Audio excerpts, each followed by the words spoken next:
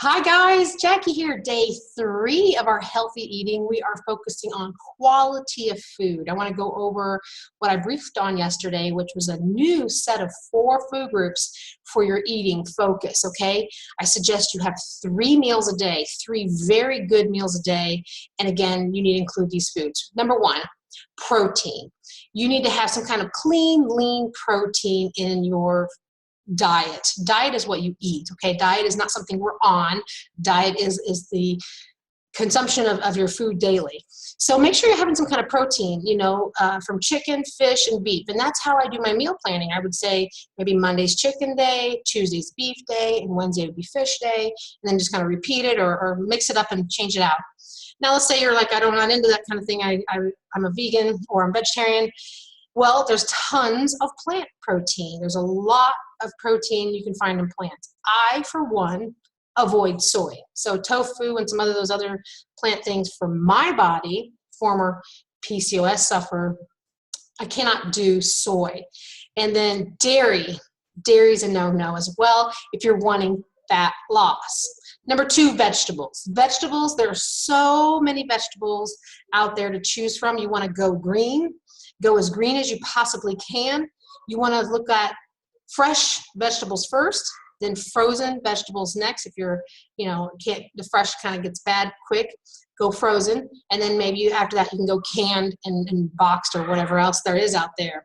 So mainly we want to make sure that we can get as much green vegetables as possible. And really you want to cook them as minimal as possible. I grew up where you put vegetables on the stove and you cook them for hours and hours and hours. But now I've realized you totally change the nutrition profile of that vegetable when you do that. Carrots especially are number 1, excuse my hair, is that when you cook them, you increase the sugar. Any vegetable that you cook, you're increasing the sugar content. So go as raw as you can.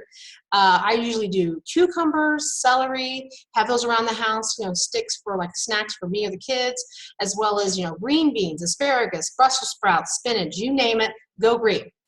So protein, vegetables, healthy fats. I didn't understand a healthy fat. I thought fat was bad, but I am proof that you lose fat when you eat the right fat and the right amount. You don't want to go crazy, okay? So coconut oil, a lot of people are anti-coconut oil because of the certain fat contents. I will tell you what, it's not that bad. And actually, my personal blood work, the triglycerides got better. My cholesterol was good. Triglycerides, everything, good, bad, everything was good. And then year or 2 later, even my doctor goes, what are you doing? Your triglycerides are great. You're high, you're low, or the good and bad cholesterol, not high and low, but good and bad cholesterol are great. What are you doing? And I told him, avocado, half an avocado a day. Walnuts, about 10 is a good portion. Coconut oil. You can have like a tablespoon to eat. You can put it in your tea for like a creamer, or even your coffee as a creamer. There's more to that in healthy fats, and we'll get into those more later, but those are some to start with. Oh, get rid of your vegetable and canola oil.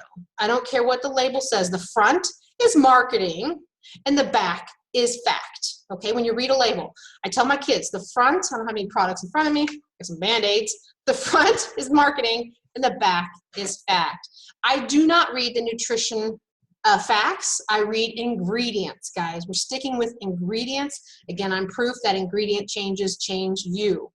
All right, so healthy fats. And the last thing is fiber. Usually, you can get your fiber in a vegetable, and that's what's kind of good. So if you're having celery, you're actually getting a green vegetable, and you're getting a fiber. And when I have like this is my smoothies, my green tea, but when I have my smoothie, I add certain fibers to it. Again, the fiber, people go, oh, well, that helps you stay regular. Well, yes and no. Look at fiber differently now.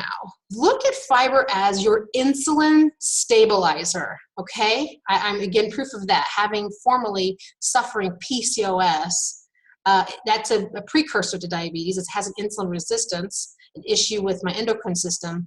And I cannot stress enough how it helps, again, you're not over-increasing insulin production. And I was sedentary, so I wasn't going to burn it. It was going to store as fat. Look at fiber as your internal cleaner, like a detoxer. It helps my blood system. It helps all my filters, my kidney, my spleen, gallbladder, all those systems that you have, all those filters that you have. By the way, I don't have my gallbladder anymore, so I mentioned that in case you have yours. But it helps all those systems filter and clean. Because when you eat, this is the last thing here. When you eat, your body does three things. I tell this to my kids. Your body's going to absorb the nutrients, go, thank you. Or your body's going to say, whoops, those are waste. We're going to go to the waste. And then the other stuff, chemicals.